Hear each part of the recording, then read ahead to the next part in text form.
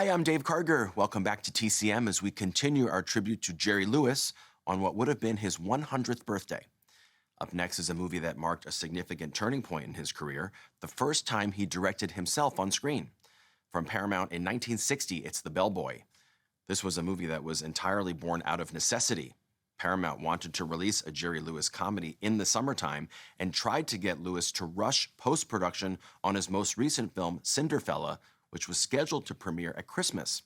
Lewis didn't want to push up the Cinderfella premiere date, so instead he told Paramount he would simply make another comedy that would be ready to hit theaters in the summer.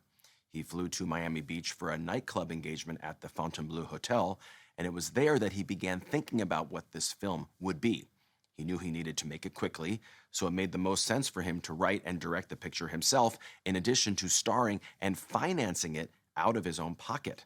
To avoid having to build sets, he decided to shoot the film at the Fontainebleau Hotel, and he populated the cast with friends who were also in Florida performing on the hotel circuit. According to Lewis, he stayed up for 8 days and nights writing the script, which he conceived as a series of gags and vignettes about a hapless bellboy who works at the ritzy hotel. The film opens with a warning to the audience that this is a movie with no story and no plot. For most of the film, Lewis doesn't even speak. The entire picture was shot in just 26 days, and as promised, it hit theaters in July. The result was a major box office hit, and it ushered in the most successful period of Lewis's career as both a performer and filmmaker.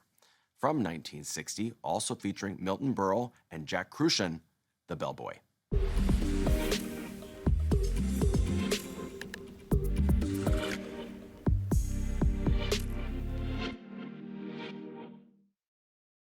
Jerry Lewis created The Bellboy in a matter of weeks at the beginning of 1960, just a few months before the film was scheduled to premiere. He had never directed a movie before, and for the first time he was working as director, writer, producer, and star. Many people in Hollywood were convinced Lewis's experiment would fail, but when the film reached theaters in July of 1960, it became one of Paramount's biggest hits of the year. The movie established Jerry Lewis as a successful director, and it was during this production that Lewis used a technique he invented that directors are still using today.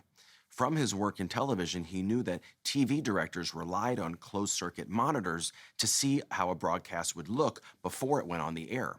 He decided to use a similar technology on the set of The Bellboy to help him, as a first-time director, view the action and camera setups in real time. He placed a small video camera directly under the regular film camera and connected it to a closed-circuit monitor. That way he could get a close idea of what each shot would look like. Lewis's video assist, as he called it, would soon become standard practice in Hollywood. Up next, Jerry Lewis returns in a film from 1955, co-starring his longtime comedy partner, Dean Martin. Next on TCM, artists and models, then at war with the Army. And later, all boys are called Patrick. TCM is name-dropping tonight.